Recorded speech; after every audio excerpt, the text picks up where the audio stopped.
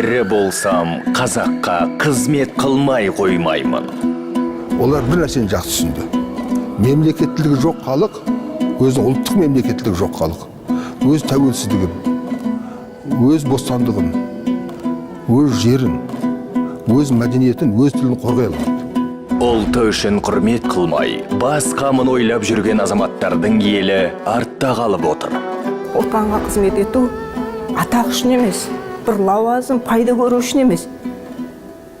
Адал жүрекпен отанға ер азамат қызмет ету, абырой санау керек деген үлкен аманатты Әлихан бастаған алаш зиялары бізге үлгі етіп көрсетіп кетті.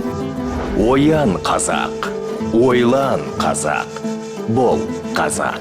Тәуелсіздіктің іргетасын қалаған ірі оқиға болатын. Сондықтан да алашорданы білу керек, жастар білу керек, бәріміз білуіміз керек деп есептейміз.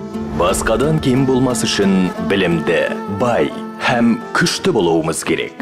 Білімді болуға оқу керек, бай болуға кәсіп керек, күшті болуға бірлік керек.